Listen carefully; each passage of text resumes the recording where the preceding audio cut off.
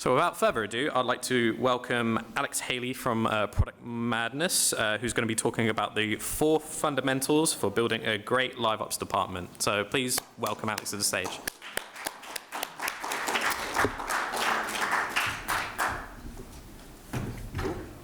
That'll be a bad start.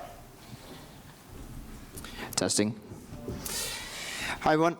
My name's Alex, and as you just heard the title of the slide, I won't spoil it again, but are we on screen? Can we have it, please? There's my head. Fantastic, cool. The alternative title that I put for this presentation is Things That I Wish I Knew Earlier When Starting Out a Live Ops Department. So I'll go straight into the next slide, please. Do I have a clicker? Cool, thank you very much. I am the principal game operations manager for a game called Cashman Casino. Oh, thank you very much. I'm in control of my own destiny now. I've been with the company for over 5 years. A little bit about me I'll go to in a minute. The game that we work for is Cashman Casino. It was launched in Q4 2016. It's currently averaging around 430,000 DAU, and it has those Sensor Tower rankings of 4th in the US and 3rd in Australia. A little bit about me. I'm a wedding frequenter. If anyone else's friends' weddings got delayed after COVID last year and spent 7 weddings and 5 stag do's like I did last year and is now refusing any wedding invites, that's a bit about me. And a dry January participator, of which I feel everyone was very supportive of last year, but now I'm just riddled with hate. Thank you. I'll just say next slide. Cool, thanks very much. From my experience talking to people around the industry, live ops means different things to different people. So just to make sure while we're all here from all these different industries, to make sure we're talking about the same thing, live ops from a Product Madness perspective is any short-term kind of communication or time-limited event, things that you can switch on and off, like challenges, sales and offers, boosters, exclusive time-limited content, anything like that. Next slide, please. In Cashman's 5th year, we've had over, and this is a rough estimate because it was hard to count, over 600 different live ops activities over the year, equating to a net uplift in the tens of millions of dollars region. And the team has consisted over 20 different live ops professionals in all the teams that you see below, yet we still managed to achieve that while 50% of our live ops managers since this time last year were all new starters. How we managed to achieve such a mass amount of workload, I'll go into then in these 4 fundamentals. Next slide, please. This is my favorite slide because of the imagery. I think that's a great, I'm going to use that in everything now. But the Cashman's live ops team vision is to deliver the most engaging live ops experience by building the most collaborative team possible. And I emphasize on that because that is what unlocks us to take things to the next level. Those of you who have done your management training, and you might say that's not particularly a SMART goal, as long as we beat the live ops apps in net uplift versus our sister apps in the company, then we'll be pretty happy with that about being the best. Next slide, please. So what I'm going through, I think any good live ops department is simple, has a lot of variety offering to the players, and then from your perspective is well documented and collaborative. And I'll go into each of those 4 now. Next slide, please. So first off, why it's important to keep simple. This is the enabler for every other of the fundamentals. If you don't get this right, you end up in the same hurdles that I did over the last 5 or 6 years. Keep it simple for the players means that in your short-term engagement event or your short-term offer or anything like that, players have the maximum amount of opportunity in order to engage with that possible. If your event isn't simple, people won't understand it, you don't open up that potential for players to engage with it, and eventually that will cost you revenue. Let alone from the back office side, that will hinder all of your abilities to do the next set of things. And next slide, please. Look for those quick adjustments. What can you just turn on and off? These are things like reskinnable challenges, and there's no shame in rinse and repeating your work, especially at the beginning of building a department. If you just want to turn something on and off, it's super useful. Players don't always recognize it, and if the mechanic is working well, it's fantastic. So reskin the stuff and really reuse the things that have been proven to work well before. Slight changes in configuration. Make an event which used to last 5 days, 2 days, increase up some kind of currency rewards to players back in return, and just slight changes to existing events is a really powerful way of just building up your arsenal quickly. Small boosters, coin shop bonuses, for example, discount offers, things like that. They're all really valuable things to just be able to switch on and off and keep the things churning out and keeping the game different every day. Next slide, please. And if you were to try and visualize what does your offering look like from your perspective, if you have something like this, where you've got not very much depth in what you're churning out, that's fine to begin with. When I say size here, what I'm talking about is kind of the time it takes maybe to configure what you're doing, or the length of time that the campaign could last for. All of those kind of things are fine. And there's some examples up there on the side where we're increasing bets up to 240 million, whereas normally the cap is 24 million. It's a great way of just increasing the drain and keeping currency going through the game so that you can then start firing out offers and keep the circle of life going round and round. Other things like just as 10% coin shop boost, that's one of our most popular things, 10% coin shop boost.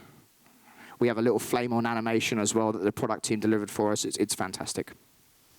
Next thing, please. Slide. Don't serve the same meal every day. Keep things fresh and give your players another reason to engage. And that's why that metric before was so important of the over 600 different live ops activities. Hopefully we're going to try and smash that again this year now that people have had their training plans and everything like that. Next slide, please. And so this is my point. Keeping things simple helps to build up that arsenal quickly. I can tell you stories of what I configured once was like my flagship campaign. After being a year and a half in the company, I decided I'm going to make this most complicated thing, well, not the most complicated thing, the best thing I possibly could. It took weeks of configuration, and the results came back, and it was pretty average. Whereas really, I probably could have done a 10% coin shop boost and got about the same uplift in revenue.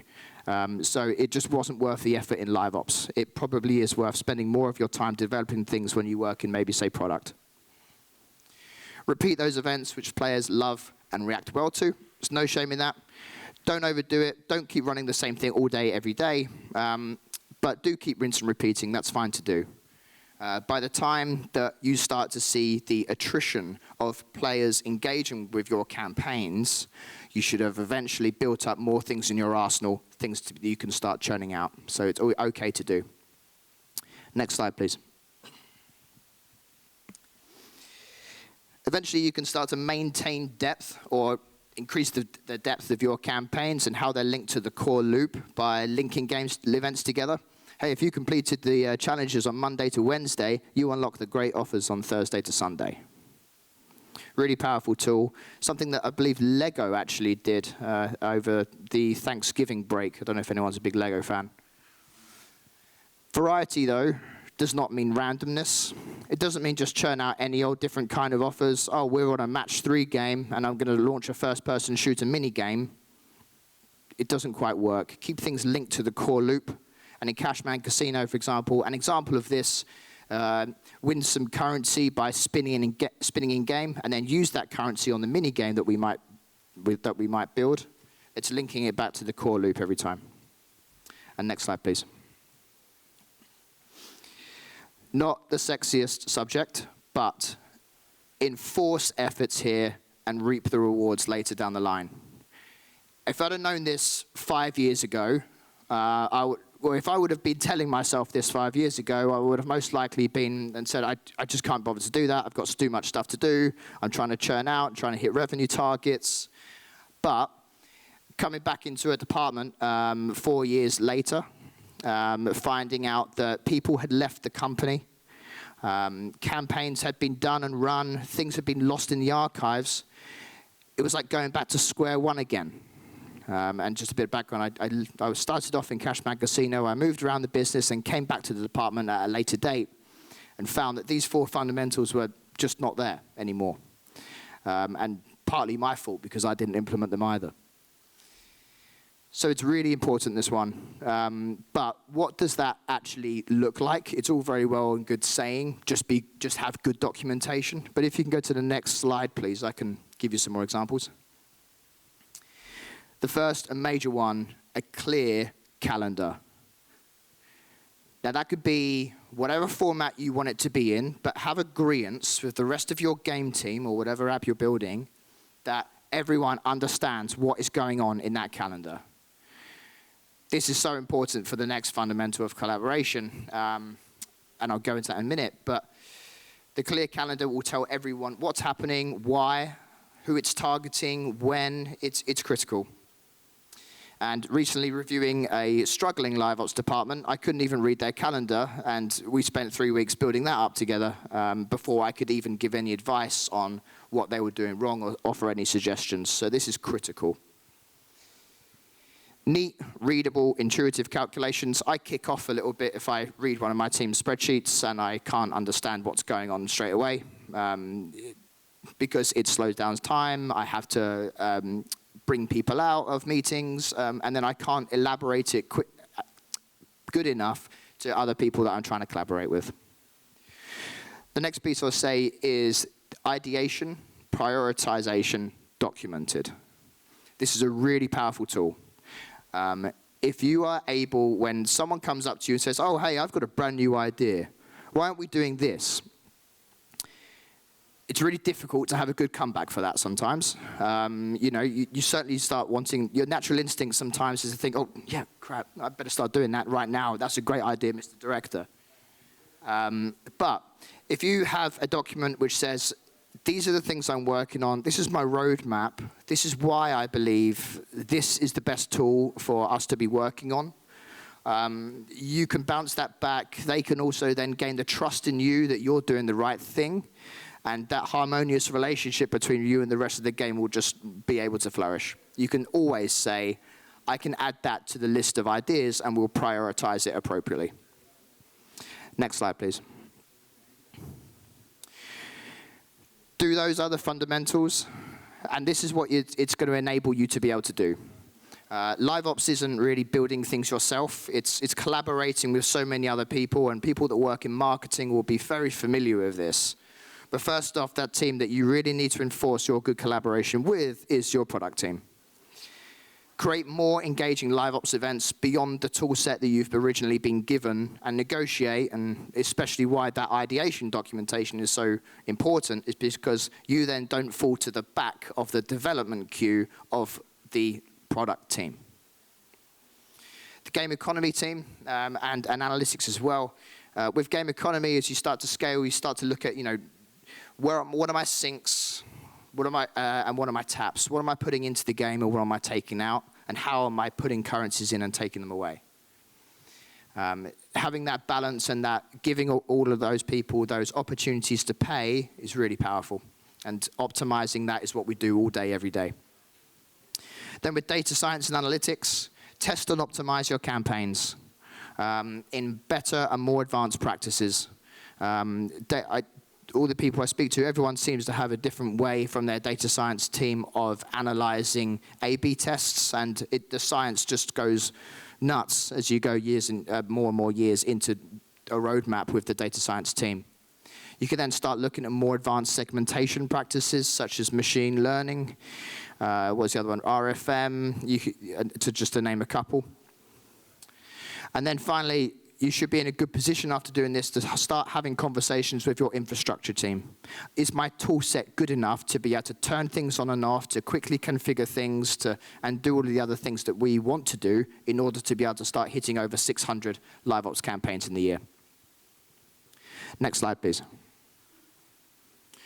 So eventually, you should start having from your perspective, then your offering should look something a bit more like this. And some examples on the right-hand side here. These are challenges now, linking back to the core game. Do this on this kind of content and receive this. Or, in this particular example, get a 1-hour pass to an exclusive piece of content just by doing a simple, small challenge, a time-limited thing. A really powerful tool, one that we've had for in the entire 5 years, or 6 years rather, of Cashman so far. Once you get to that, then you can take it even further to the next level. And if you go to the next slide, please. Even more so, as the product team will start collaborating with you to start building these kind of mini games. So you can see we've got kind of a Monopoly board on the top right, and even a little skill-based event where you can click the you can click the arrow, and you've got to try and land it on the red dot in the middle. One fun thing that we have seen in this skill-based event is that as we keep rerunning that event, players are getting better at it every time. Next slide, please. So they're the 4 things. Keep things simple. Create the variety. Just keep it relevant to the actual game. And make the time to document, or you will end up in the same situation that we were after 5 years, and then finding that knowledge has been lost. With all of that, involve, collaborate, and grow your offering to make you that vision of being the best live ops department you can possibly be. Next slide, please. A little bit about Product Madness. Founded in 2007. We have over 800 employees globally. That's in 7 global hubs. I think the most recent one is Canada, but I'm not quite sure. I've lost count of where we are. It is Canada. Thank you. We're one of the top 25 publishers globally, and we have 6 games currently live, which we're putting all of our effort into, and a new games pipeline, which is a bit of a secret at the moment in terms of what's being developed. And what I've been asked to say is that we are actively hiring. So if my speech has done anything to try and encourage you to take in more knowledge or think about a new career choice, let us know. Next slide, please. Thank you very much. That's it.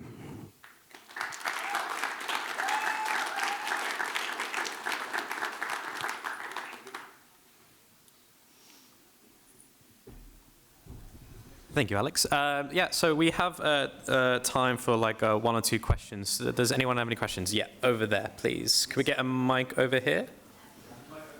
Oh, we'll use this mic. Yep, thanks. Running around. Does this work? It does. Thank you very much for the presentation. Quick question. So you mentioned you're working quite closely with the economy team to balance everything. Yep. Could you explain a little bit more how much segmentation you do afterwards? Because there are probably players that have a lot of currency, others have little. So Yeah. how do you actually do that? It's a constant subject, and constantly looking to improve it, and constantly looking to change the segmentation per different campaign. So there's no one-size answer that I can tell you, but we can probably talk about lots of different ways. But first, we've kept it simple. We've done very basic payer segmentations. This is what a person is normally purchasing at. So if we want to try and upsell them, then we might do something like offer them a higher price point for a more discounted value. Or if they're a very low value player, then we might just try and make them pay a little bit more often. And in my experience, depending on where you sit on a RFM segmentation, if you take the basic 4 quadrants, where you've got low value payers and a low amount of payments, you've got the high rollers in the top right. It's easier to move those very low value people to just make that one extra payment. And for VIPs, it's easier to try and increase their average spend. So that would be what we do for monetization campaigns. Then we have more overarching segments, which we're looking at using machine learning and clustering.